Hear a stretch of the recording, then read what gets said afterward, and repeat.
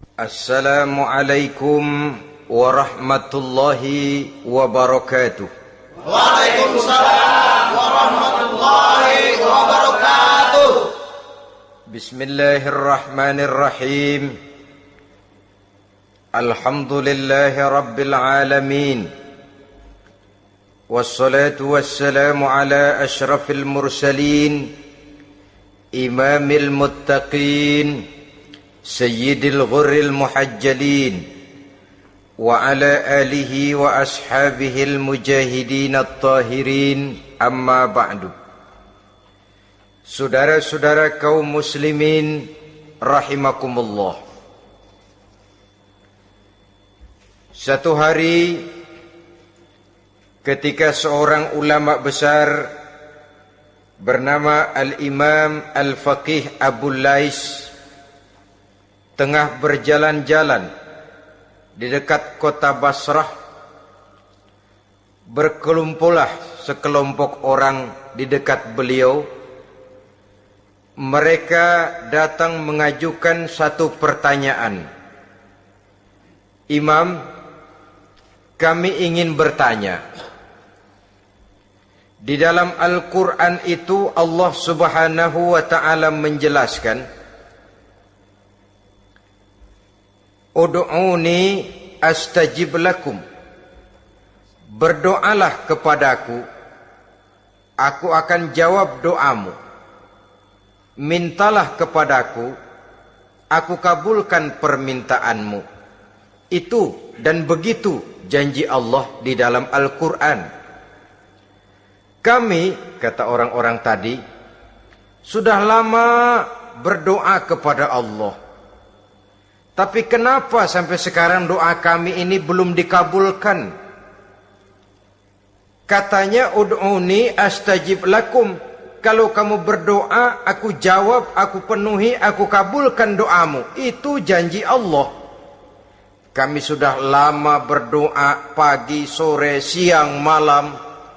Nyatanya sampai sekarang doa kami belum dikabulkan. Ini bagaimana?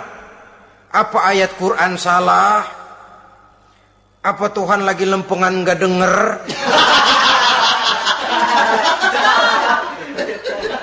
Apa doa kami yang terbalik? Kelihatannya sepele saja ini. Doa tidak didengar oleh Allah. Permohonan tidak dijawab, tidak dikabulkan oleh Allah.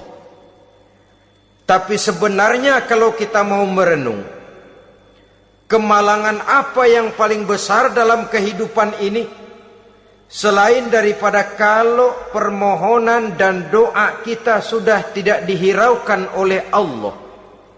Artinya hidup sudah tidak diopeni oleh Allah. Jangankan Allah, saudara-saudara, kita nggak diopeni sama mertua saja bingung. Ini mertua diem aja, kalau saya salah apa salahnya, kalau ada yang dikepengenin apa kepengenannya, boyak ngomong kenapa diem begitu. Ini tidak diopeni oleh Allah. Kemalangan apa yang lebih malang selain daripada kalau doa sudah tidak didengar oleh Allah. Itu sudah kemalangan yang paling malang, lebih malang dari kota Malang saya kira.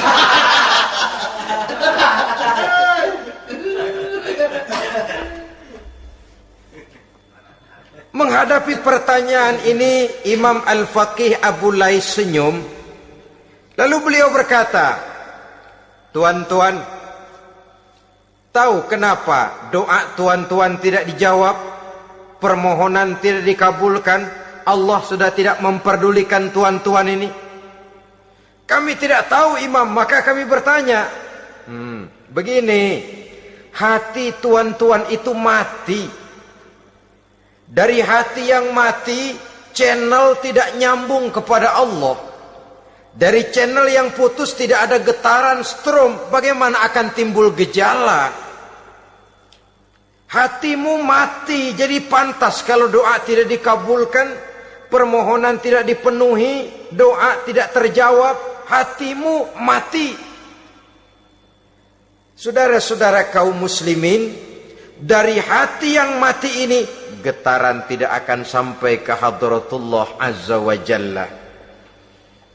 Nah, ini juga satu penyakit yang kita sangat khawatirkan, yaitu apabila hati kita sudah mati selagi jasad masih hidup. Artinya, jadilah kita bangkai berjalan di hadapan Allah subhanahu wa ta'ala.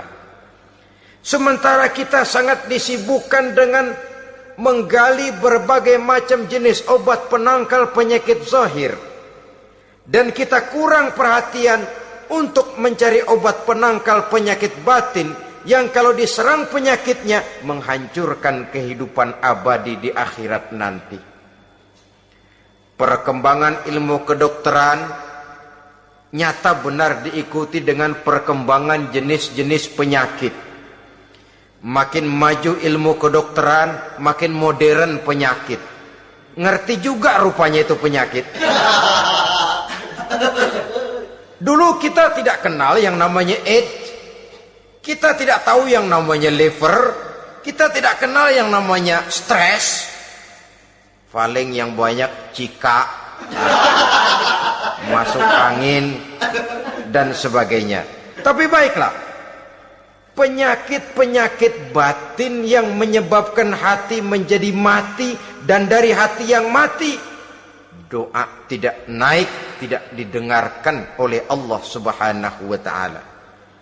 Nah, kata orang-orang tadi, yang menyebabkan hati kami mati ini apa, Imam? Beliau menjawab, pertama, araftumullaha wa lam tu'tuhu haqqahu. Yang menyebabkan hatimu jadi mati, pertama, kamu kenal benar kepada Allah, tapi haknya untuk disembah, kewajibanmu untuk menyembah, tidak pernah kamu laksanakan. Bagaimana Allah tidak akan jauh dari kita kalau kita tidak akan mengadakan pendekatan kepadanya? Dan pendekatan kepada Allah hanya bisa kita tempuh melalui jalur kegiatan ritual ibadah. Allah akan terlalu jauh apabila kita hanya membicarakannya lewat filsafat dan renungan yang mendalam. Tapi Allah akan dekat dan terasa hadir dalam hidup apabila kita dekati ia dengan pelaksanaan ibadah kepadanya. Kamu kenal Allah, tapi hakmu untuk menyembah, kewajibanmu untuk menyembah, haknya untuk disembah, tidak pernah kamu laksanakan. Kalau soal Allah, kita kenal bukan main. Bahkan tidak hanya kita mengajarkan kenal juga kepada anak-anak kita. Kalau ditanya siapa pencipta matahari, bulan dan bintang, Allah. Siapa pencipta lautan, gunung, hutan belantara dan sungai-sungai? Allah. Siapa pencipta bumi, matahari dan sebagainya? Allah. Sembahyang apa enggak? Bagaimana nanti?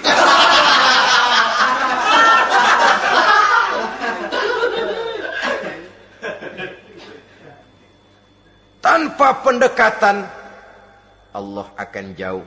Apabila Allah jauh, maka doa tidak akan didengarkan olehnya. Oleh sebab itu, logika mengajarkan kepada kita, berpayahlah dulu, wa mal ladzatu illa ba'da ta'ab, inna ma'al usri yusra. Di balik kesulitan menunggu kemudahan. Nikmat baru akan terasa, kelezatan hidup baru akan terasa setelah kita jerih payah banting tulang peras keringat. Rasanya memang lebih nikmat sepotong singkong hasil cucuran keringat sendiri ketimbang roti dijejelin orang.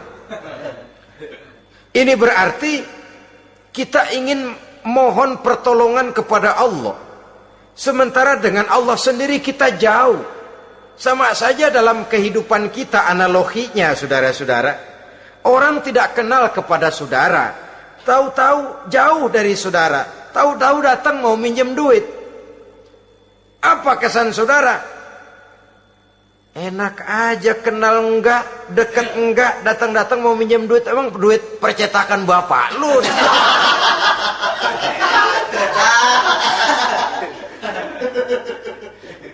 Sedangkan yang kita kenal, sedangkan yang kita bertemu tiap hari, Sedangkan yang sering datang ke tempat kita, kalau satu saat dia pinjam duit, toh kita kadang-kadang masih mikir. Apalagi datang nggak pernah, berkunjung nggak pernah, ngobrol nggak pernah, apalagi kenal juga nggak pernah, datang-datang mau minta, macam apa? Datang nemuin Tuhan setahun 2 kali, Idul Fitri, doang sama Idul Adha. Doa cerewet banget, apa aja diminta. Saudara hadirin, bagaimana doa akan kabul, permohonan akan dijawab? Jikalau kita jauh dari Allah, kita kenal Allah, haknya untuk disembah, kewajibannya untuk menyembah, tidak pernah kita laksanakan. Itu yang menyebabkan hati kita lalu menjadi mati. Padahal mengenal Allah, setelah mengenalnya, mengadakan pendekatan kepadanya melalui ritual ibadah yang dicontohkan oleh Rasulullah Sallallahu Alaihi Wasallam. Ini hal pertama yang menyebabkan hati jadi mati. Kamu terlalu kenal Allah tapi tidak pernah menyembah kepadanya. Sama aja orang kerja kagak, habis bulan mau minta gaji. Karena kita jitak palanya. Macam apa? Kerja enggak, tahu-tahu datang mau minta gaji. Kerja dulu yang baik, habis bulan baru enggak diminta pun memang sudah ada jatahnya. Ibadah dulu kita kepada Allah. Soal Allah memberikan karunia kepada kita, itu hak Allah. Apabila kita dekat dengannya, ibadah yang kita laksanakan benar, karunia itu akan datang kepada kita. Saudara-saudara, yang kedua yang menyebabkan hati jadi mati, qara'tumul Qur'an walam ta'malu bih. Kamu baca Al-Qur'an tapi ajarannya tidak pernah kamu amalkan. Kamu baca Quran tapi isinya kamu injak-injak. Sehingga ada peringatan dari Rasul Sallallahu Alaihi Wasallam.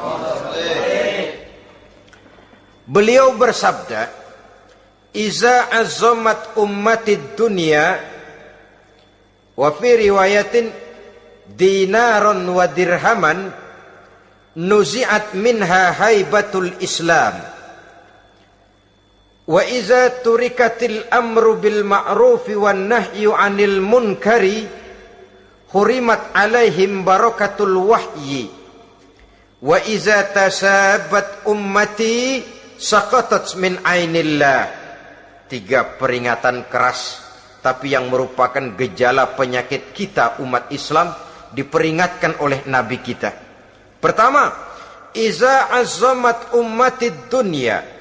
Apabila umatku telah terlalu mengagung-agungkan dunia, apabila umatku telah jatuh menjadi umat yang materialistis, segalanya diukur dari sudut keduniaan saja, nuzi'at minha haibatul Islam, maka akan dicabutlah dari mereka kehebatan agama Islam. Hilang kehebatan Islam apabila kita jatuh menjadi umat pengagung dunia, penyembah materi.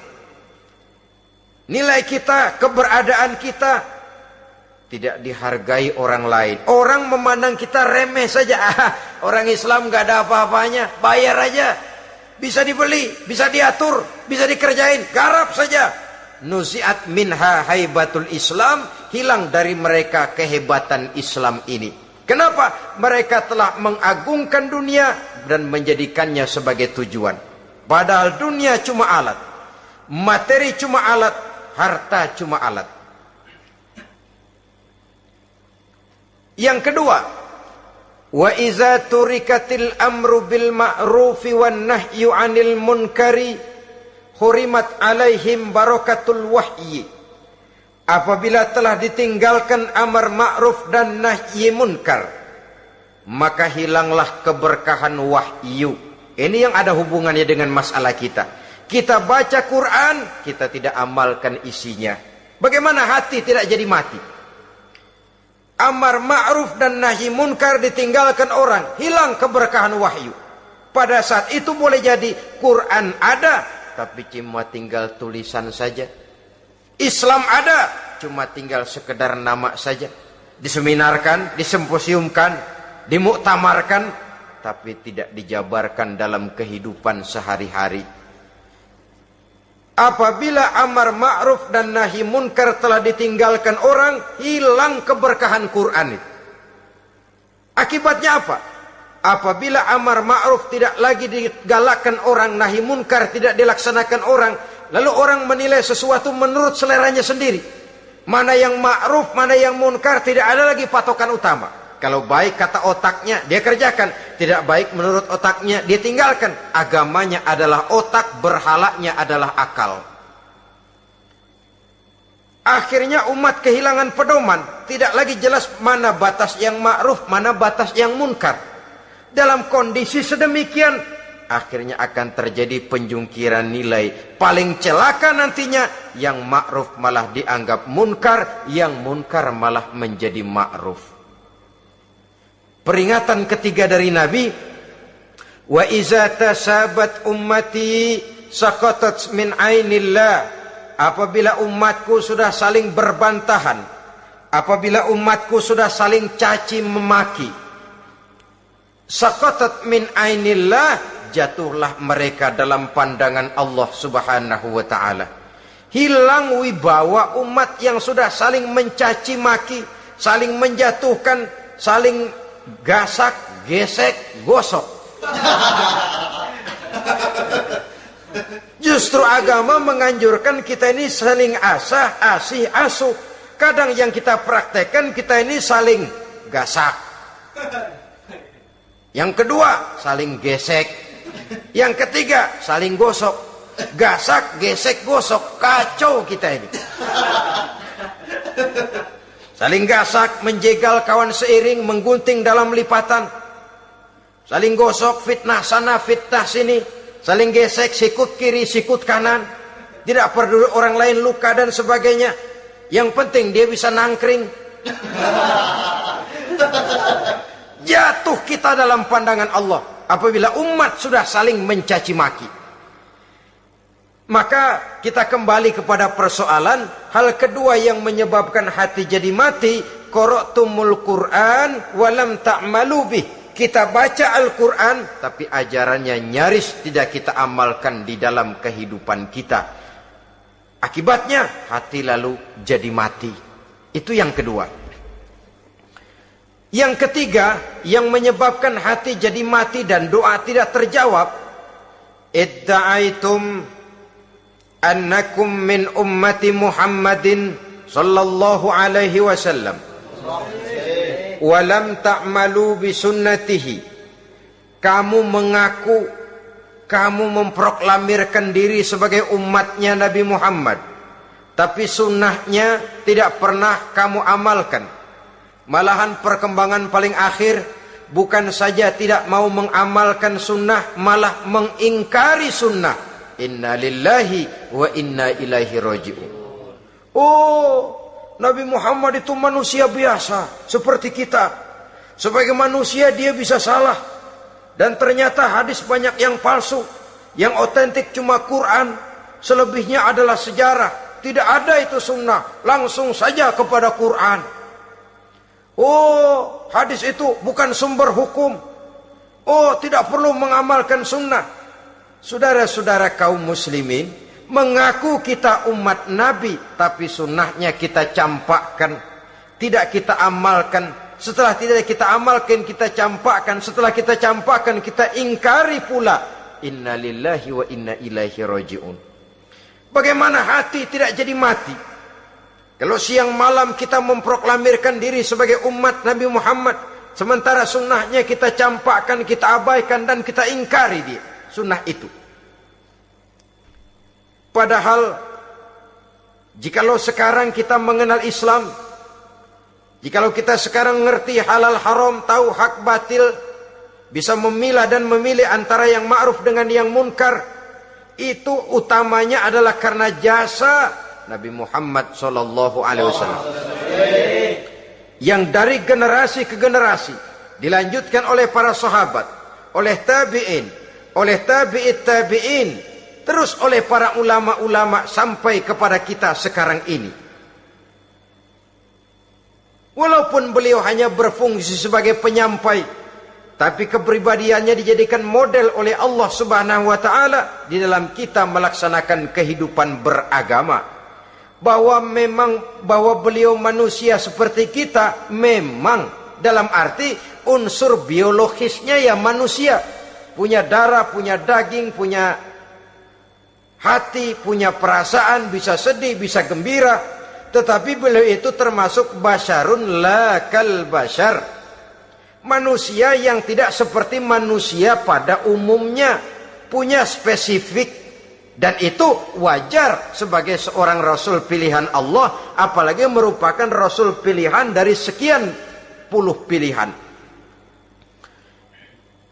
Bahwa jamrud itu batu memang, tapi nilainya kan berbeda dengan batu kolar. Satu truk batu kolar dengan barangkali segenggam batu jamrud, nilainya tentu jauh lebih mahal batu jamrud. Kalau soal batunya, sama batunya, tapi nilainya berbeda karena esensinya berbeda. Kita manusia, Nabi Muhammad juga manusia, sama manusianya memang, tapi kualitasnya, nilainya tentu jauh panggang daripada api. Itu sebabnya Allah menjadikan beliau sebagai model. Laqad kana lakum fi rasulillahi uswatun hasanah. Di dalam diri Rasul itu terdapat contoh teladan yang sangat baik bagi kita. Oleh karenanya, pada pertemuan kali ini, apabila kita konsekuen mengaku umat Nabi Muhammad, marilah konsekuen juga menegakkan sunnahnya.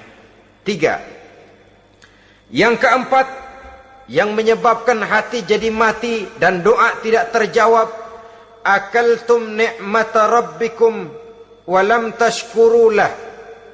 Tiap hari kamu makan nikmat Tuhanmu, tapi kamu tidak pernah mau bersyukur kepadanya, kepada Allah Subhanahu wa ta'ala.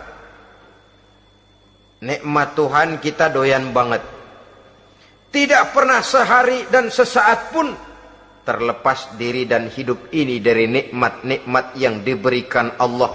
Sejak kita bangun tidur sampai tidur kembali, bahkan tidur itu sendiri, di pasar, di sawah, di kantor, dimanapun kita berada, nggak pernah nikmat Allah berhenti.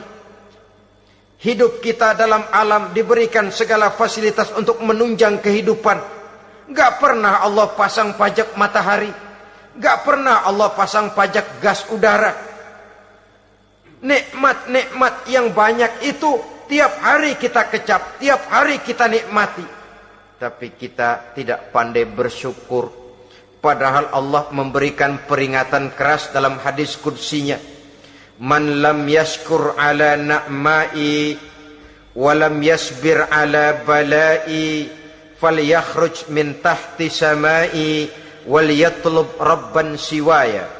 Siapa yang tidak mau bersyukur terhadap nikmat yang aku berikan kepadanya dan tidak mau bersabar terhadap ujian yang aku berikan kepadanya, silahkan keluar saja dari kolong langit ini dan cari Tuhan selain aku.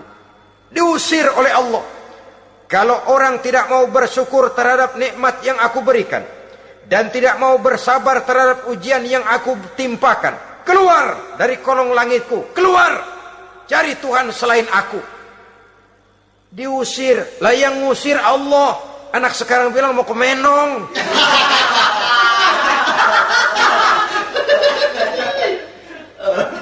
Kalau diusir kita dari Jakarta, masih bisa pindah ke Bandung. Diusir kita dari Bandung, bisa pindah ke Jogja, Solo. Diusir kita dari Indonesia, bisa pindah ke Singapura, Malaysia. Diusir dari kolong langit, mau cari langit mana lagi? Kalau kau tidak mau mensyukuri nikmatku, tidak sabar terhadap ujian yang aku berikan kepadamu, keluar saja, keluar dari kolong langitku ini, cari Tuhan selain aku. Kalau istilah kita mah Tuhan udah jengkel banget udah itu. Nikmatku, yang nikmat yang aku berikan kau makan, tapi kepadaku engkau tidak pernah mau bersyukur. Saudara-saudara kaum muslimin rahimakumullah, wajar. Kita dulunya tidak ada, sekarang ada, nikmat. Susunan biologis manusiawi kita demikian cantik, nikmat. Tinggal di bumi, fasilitas yang kita perlukan disediakan, tinggal kemampuan kita mengelolanya. Nikmat. Diberikan kita otak yang membedakan kita dengan binatang, nikmat. Diberikan kita agama, diutus para rasul untuk jadi model dalam kehidupan kita, nikmat.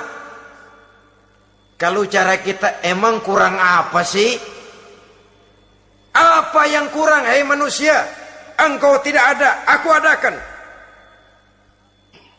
Kalau aku perintahkan kau tinggal di bulan, mungkin kau tidak akan sanggup hidup. Begitu lahir juga kelepek-kelepek habis. Ya nggak ada HO2 toh di bulan, mau ngisap apa? Aku perintahkan tinggal di permukaan bumi. Alamnya indah, fasilitas serba menunjang. Nikmati semuanya, semuanya untuk kamu, semuanya. Satu pintaku, syukuri nikmat yang aku berikan kepadamu. Ya bukan cuma syukur dalam ucapan, syukur dalam perbuatan. Banyak nikmat yang diterima, makin banyak dia sujud, makin banyak dia ruku, makin banyak dia mengadakan pendekatan kepada Allah. Syukur dalam artian berupa tindakan dan perbuatan, mempergunakan nikmat sesuai dengan kehendak yang memberikan nikmat itu sendiri kepada kita. Saudara-saudara kaum muslimin rahimakumullah, ini penyakit yang keempat. Kamu makan nikmat Tuhanmu, tapi kamu tidak pernah pandai bersyukur kepadanya, mensyukuri nikmat yang diberikan tadi. Bagaimana hati tidak jadi mati? Kita sibuk mempersolek jasmani, mencari obat penangkal penyakit zahir. Maka yang ramai di zaman sekarang, saudara lihat, salon, fitness, senam, macam-macam jenis. Tidak ada salahnya dan tidak ada jeleknya. Tapi kalau itu sampai melupakan kita kepada memperindah batin, memperbaiki jiwa, artinya bukankah kita perlahan tapi mempersiapkan diri menjadi bangkai berjalan di hadapan Allah. Dengan operasi plastik, yang pesek jadi mancung, yang sipit jadi belok, kulit keriput jadi kencang, pipi terlalu cekung bisa diatur. Saudara-saudara, tapi kalau hati yang rusak, jiwa yang rusak, kemana lagi kita akan berobat kalau bukan kepada agama? Maka hati itu jadi mati apabila kita selalu memakan nikmat Allah dan tidak pandai mensyukuri nikmat itu. Dari hati yang mati tidak akan ada getarannya. Oleh sebab itu doa tidak terjawab. Selanjutnya yang menyebabkan doa tak terjawab dari sebab matinya hati, qultum annal mauta haqqun wa lam tasta'iddu lahu.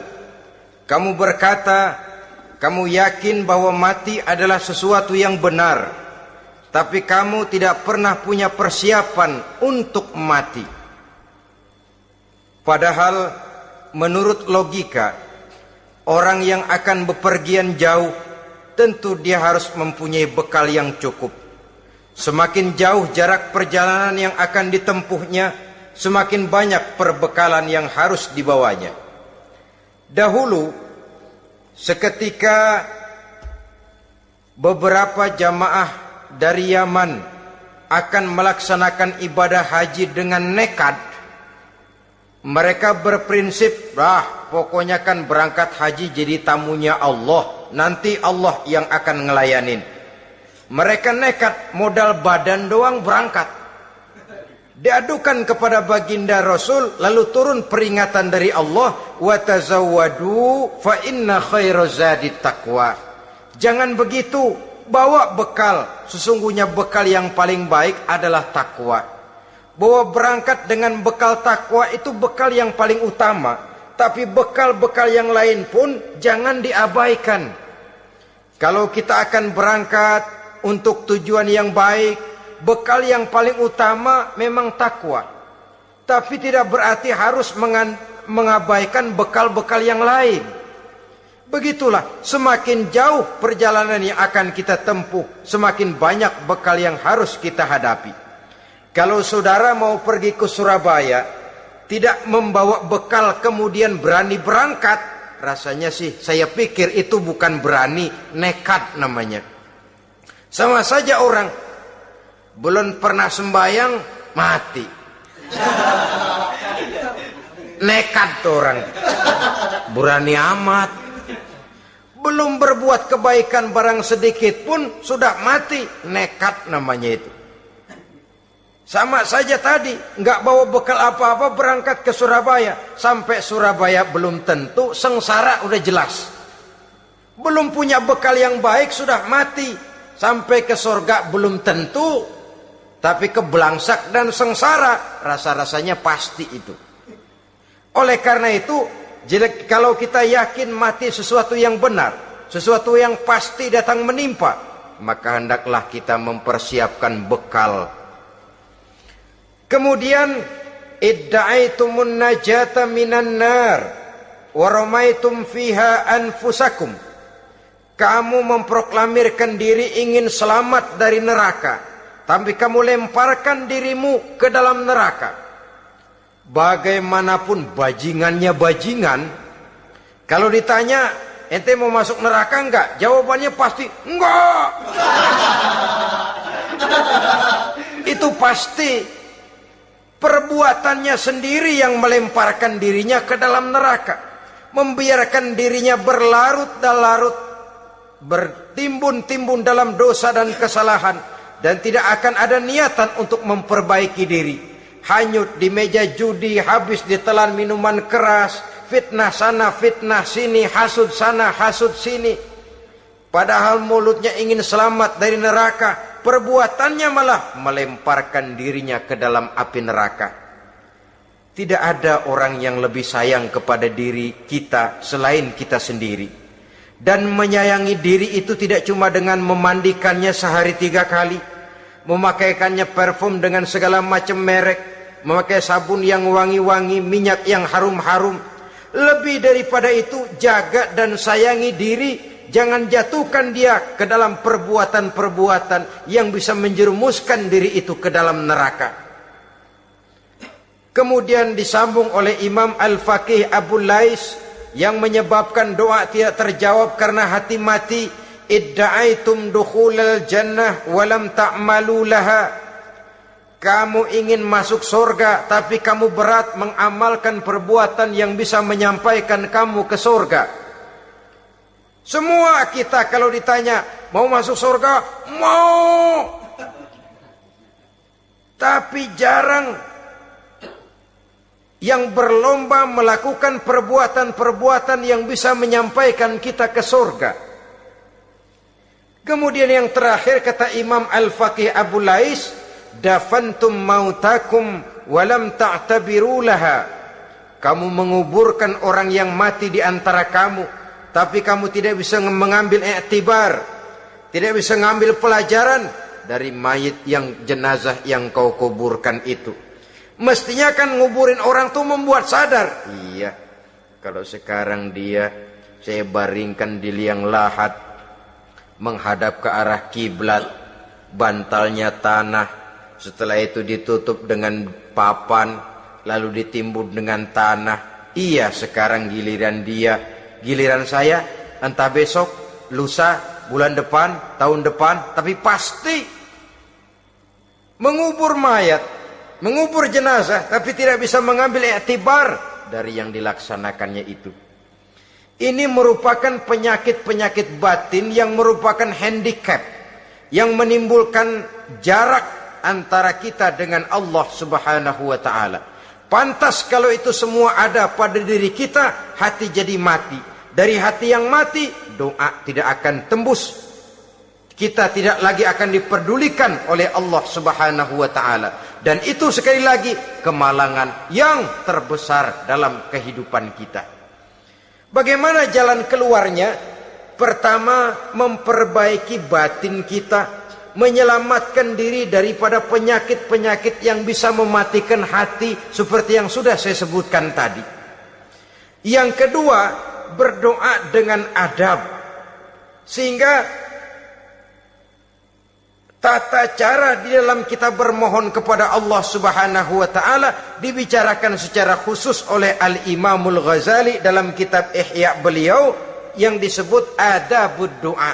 Adab di dalam kita melaksanakan doa kepada Allah Subhanahu wa taala. Setelah batin ini bersih dari penyakit-penyakit hati yang bisa menyebabkan hati jadi mati, berdoalah kita kepada Allah. Bagaimana adabnya? Kata Imamul Ghazali rahimahullah, yang pertama hendaklah ia di dalam berdoa itu memilih waktu yang mulia. Minal awqatis syarifah, kata beliau. Memilih waktu-waktu yang punya nilai mulia. Ramadan dalam 1 tahun, Jumat dalam tiap minggu, sepertiga malam yang akhir pada setiap hari. Waktu-waktu yang punya nilai mulia. Walaupun misalnya saudara berdoa pada hari Kamis, tidak ada halangannya Allah mau kabulkan. Ini tidak berarti bahwa kalau sudah berdoa hari Jumat lalu hari Kamis tidak mau berdoa, tidak. Lebih memilih mengintai waktu-waktu yang punya nilai mulia. Lailatul Qadar sekali dalam setahun. Waktu-waktu yang punya nilai mulia. Logikanya begini, saudara-saudara. Kalau kita datang ke rumah seseorang, tujuan utama kita minjem duit, yang paling pertama kita perhitungkan tanggal berapa nih? Kan itu toh, tanggal berapa? Kalau tanggal 20 atuh minjem duit, orang lagi ngap-ngapan, boro-boro dia bisa minjemin, dia sendiri mungkin lagi pusing. Kita lebih dulu kita amatin tanggal berapa nih? Yang enak sore apa siang? Jam 2. Jam 2 dia baru pulang dari kantor, tapi giliran tidur. Kalau dia tidur dibangunin datang mau minjem duit, kagak dimaki-maki juga kebagusan deh. Kan kita lihat waktunya, timingnya kata orang sekarang. Tanggal berapa, sore apa malam, apalagi gulem apa terang bulan. Itu semua sudah kita atur sedemikian rupa, memilih waktu. Yang kedua kata Imamul Ghazali, memilih keadaan yang istimewa. Kalau tadi soal waktu, yang kedua soal keadaan. Ada situasi-situasi di mana doa itu diijabah oleh Allah Subhanahu wa taala. Di antaranya kata Imam Abi Hurairah,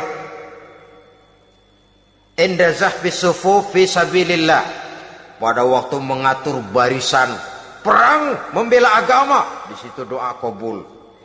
Inda nuzulil ghais, ketika turun gerimis, di situ doa makbul. Inda iqamis shalah, ketika salat mau didirikan, riwayat lain bainal azan wal iqamah, antara azan dan qomat, di situ doa makbul. Itu memilih keadaan-keadaan. Kemudian yang ketiga kata beliau, berdoa menghadap kiblat. Ya, apa kalau doa madhab mudik Tuhan gak tahu? Tahu. Tuhan gak dengar? Dengar, cuma lebih etis. Lebih etis kalau kita berdoa menghadap ke arah kiblat. Saudara-saudara kaum muslimin rahimakumullah. Yang keempat, hifdzus saut, menyederhanakan suara.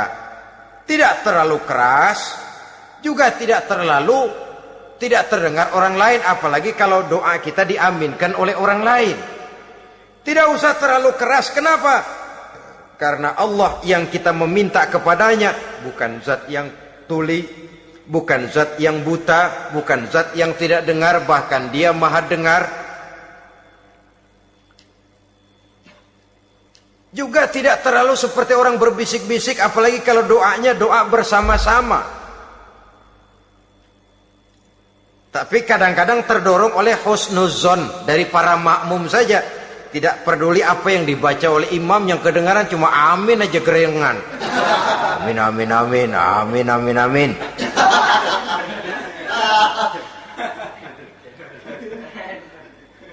Juga tidak terlalu keras, seperti orang berdoa, seperti orang pidato. Saudara-saudara kaum muslimin rahimakumullah. Yang kelima, alla yatakallafa saja' fid du'a. Dalam berdoa, kalau istilah kita, jangan nyelongcong. Sajak ini menunjukkan sikap berani kepada Allah. Misalnya ada orang berdoa, ya Allah ampunilah saya kalau engkau mau. Kalau Allah mau. Kasihanilah saya ya Allah kalau engkau mau. Itu doa orang songong. Atau sama saja, ya Allah berilah saya rezeki dikit aja. Emang kenapa pakai begitu?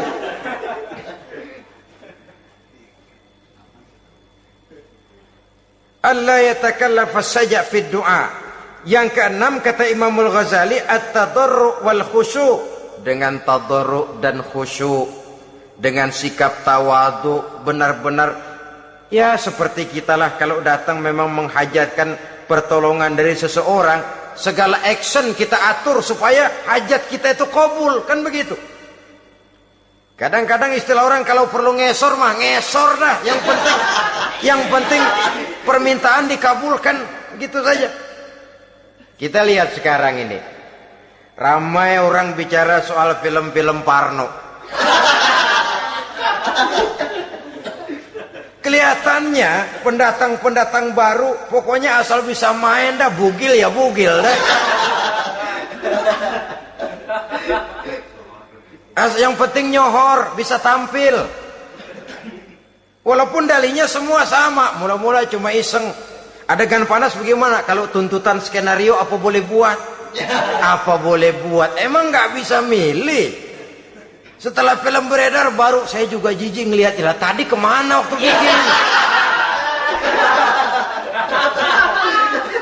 Udah jadi baru jijik, bikinnya merem memang itu.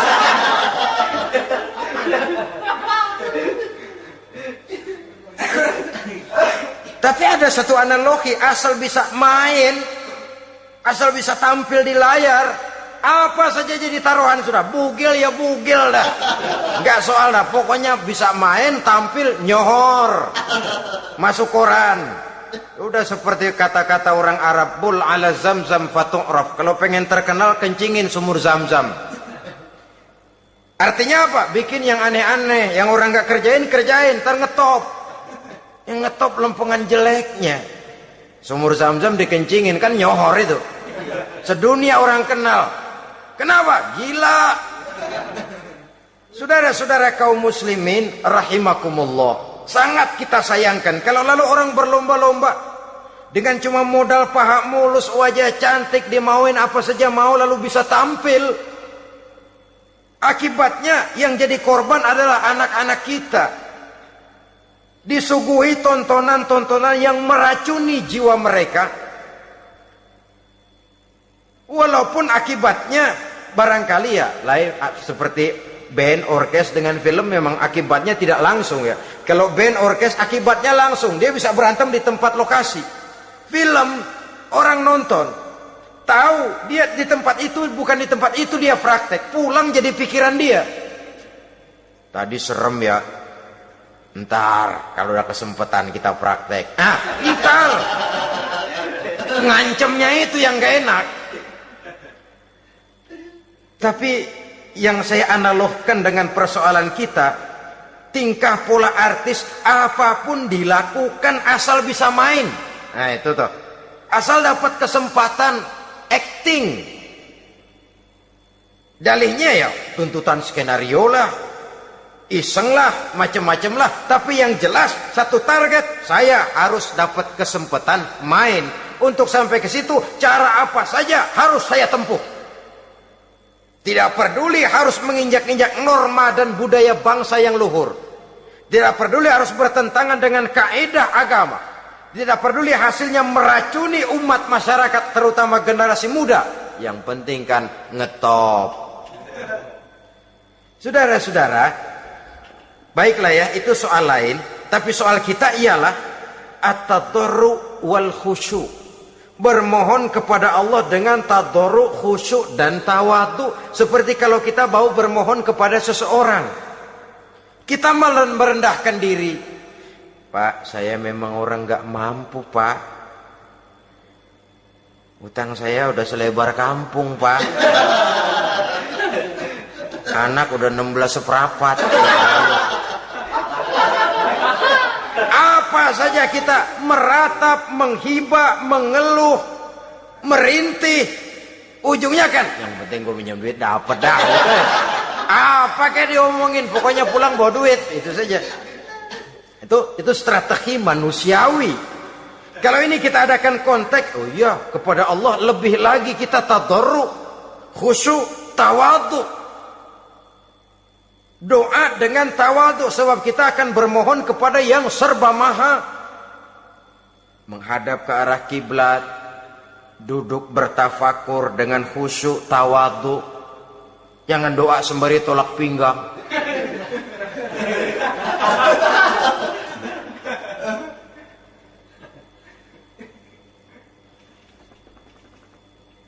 Yang ketujuh, kata Imamul Ghazali, ayyujzimad du'a wa yuqina bil ijabah.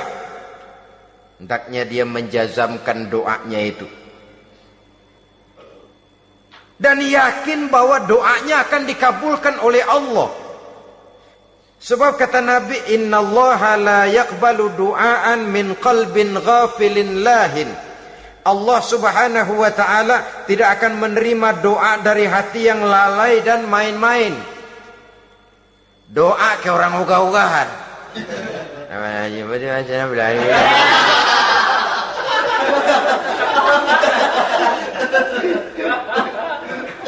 Kali malaikat nyongok dong, lu minta apa lu?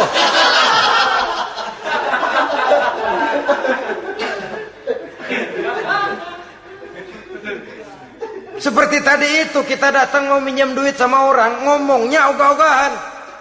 Minjem duitnya dikasih syukur, enggak ya udah. Ya enggak dah, enggak dikasih sudah. Kenapa? Mintanya begitu. Enggak serius dan enggak yakin bahwa doanya akan dikabulkan.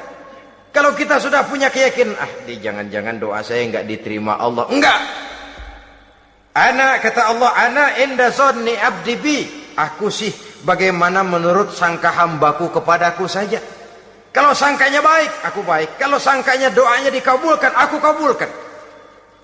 So itu doa harus dengan pasti dan harus dengan yakin doa itu akan dikabulkan dan meluruskan harapan, membenarkan cita-cita, meluruskan maksud apabila doa itu dikabulkan oleh Allah Subhanahu wa taala. Saudara-saudara, oleh karenanya jangan doa setengah hati. Jangan berdoa sambil main-main. Apalagi menghadap kiblat dengan dua tangan terangkat sebagaimana dicontohkan oleh Rasulullah sallallahu alaihi wasallam. Bahwa berdoa tanpa mengangkat kedua tangan pun Allah tahu, Allah dengar, tapi kelihatannya kurang serius. Seolah-olah terserah dah Tuhan, mau dikasih ya kasih, enggak ya udah. Seolah-olah kita tidak serius dalam berdoa. Kemudian yang berikutnya kata Imamul Ghazali, ayyaftatahad du'a bi zikrillah fala yabda'u bi su'al. Hendaknya dia mulai berdoa itu dengan menyebut nama Allah, berzikir kepada Allah, fala yabda'u bi su'al, jangan langsung memulai dengan permintaan. Ini tata krama etisnya. Sama juga orang kirim surat, salam sejahtera kami haturkan, padahal mah nggak ada itu juga nggak apa-apa. Itu kan maksud mukaddimah saja. Besar harapan kami semoga Bapak dan sekeluarga di sini pun berada dalam keadaan sehat walafiat. Selanjutnya kami telah dengar dari berbagai teman tentang kedermawanan Bapak, tentang bantuan Bapak di berbagai bidang yang menyangkut sosial pendidikan. Sehubungan dengan itu maka kami bermaksud mengajukan permohonan. Baru masuk itu mah 15 kalimat kesonoin, urusan lain. Intinya sehubungan dengan itu kami bermaksud memohon kepada Bapak. Kita mulai. Salam sejahtera kami haturkan, bersama ini pula kami macam-macam lah. Sama juga seperti tadi itu. Kita datang mau minjem duit. Datang karena kita tahu datang habis bulan. Malam terang bulan. Udaranya sejuk. Ngobrol lah kita. Dapat teh. Apa kabar Pak? Baik.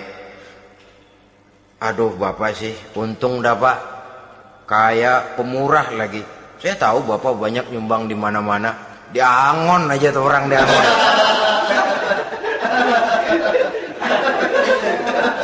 Kira-kira udah mau telap aja baru dikedat. Ngomong-ngomong Pak. Nah. Mulai nih kalau udah ngomong-ngomong. Ngomong dah tuh mulain. Baru masuk. Jadi etisnya berdoa itu dimulai dengan zikrullah. Karena itu umumnya dimulai dengan Alhamdulillahirabbil alamin. Kita puji dulu Allah. Alhamdulillahirabbil alamin hamdan yuwafi ni'amahu wa yukafi'u mazidah. Kita puji dulu Allah. Seperti orang tadilah. Kita puji dulu kebaikannya. Walaupun pada akhirnya kita minjem duitnya. Ya, sebenarnya Allah nggak perlu dipuji toh. Dipuji atau tidak Allah tetap termulia. Ini etis manusia. Allah tidak berharap untuk dipuji oleh manusia. Allah tidak untung seluruh alam memujinya. Manusia mau memuji atau tidak itu urusan manusia sendiri. Allah tidak minta untuk dipuji.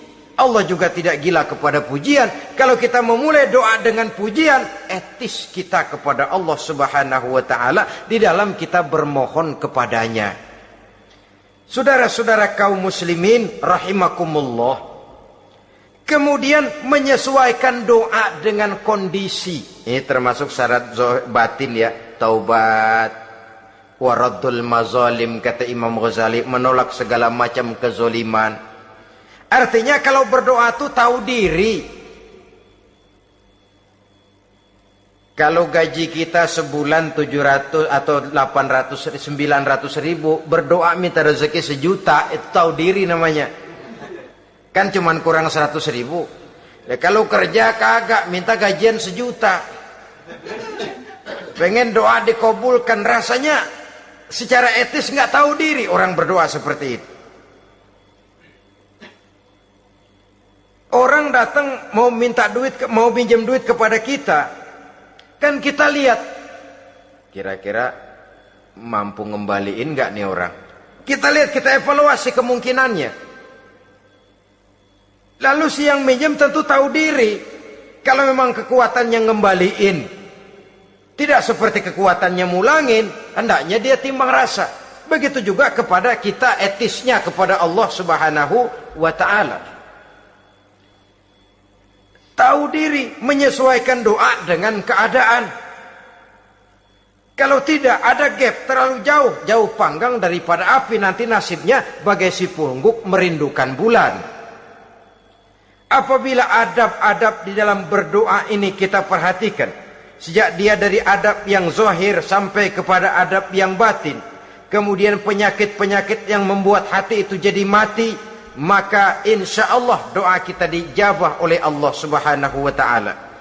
Dalam Al-Baqarah ayat 186 Allah Subhanahu wa taala menjelaskan, wa iza sa'alaka ibadi anni fa inni qarib ujibu da'watad da'i iza da'ani falyastajibu li wal yu'minu bi la'allahum yarshudun. Apabila hambaku bertanya kepadamu Muhammad tentang aku, kata Allah, fa inni qarib, katakan kepadanya aku dekat sekali dengan mereka. Ujibu da'watad da'i iza da'ani, aku akan jawab aku kabulkan permohonan orang-orang yang berdoa kepadaku. Falyastajibuli wal yu'minu bi, maka hendaknya mereka juga menjawab panggilanku atas dasar iman kepadaku. La'allahum yarsyudun, semoga dengan ini mereka kelak mendapat petunjuk. Saudara-saudara, Al-Baqarah 186 ini dengan nyata menjelaskan kepada kita, Allah akan menjawab doa, mengabulkan permohonan apabila kita falyastajibuli wal yu'minu bi, juga menjawab panggilan Allah atas dasar beriman kepadanya. Logikanya tadi itu, araftumullaha wa lam tu'tuhu haqqahu. Kita tidak pernah mau menjawab panggilan Allah sementara kita berharap doa kita dijawab oleh Allah. Apa enggak pincang? Apa enggak berat sebelah? Panggilan Allah kita berat memenuhinya, sementara kita sangat berharap agar permohonan kita, seruan kita dikabulkan oleh Allah. Menjawab panggilan Allah atas dasar beriman kepadanya. Kenapa? Ada orang menjawab panggilan bukan berdasarkan iman, tapi karena target lain. Datang sembahyang Jumat paling dulu, target utamanya pulang juga paling dulu nyabet sendal, nyabet sepatu. Menjawabnya iya, tapi tidak karena iman. Jadi apabila kita rajin menjawab panggilan Allah atas dasar beriman kepadanya, maka seruan, permohonan, doa niscaya dikabulkan olehnya. Ini saja, mudah-mudahan ada manfaatnya. Terima kasih atas segala perhatian. Mohon maaf atas segala kekurangan. Usikum wa nafsi bitaqwallah. Wassalamualaikum warahmatullahi wabarakatuh. Waalaikumsalam warahmatullahi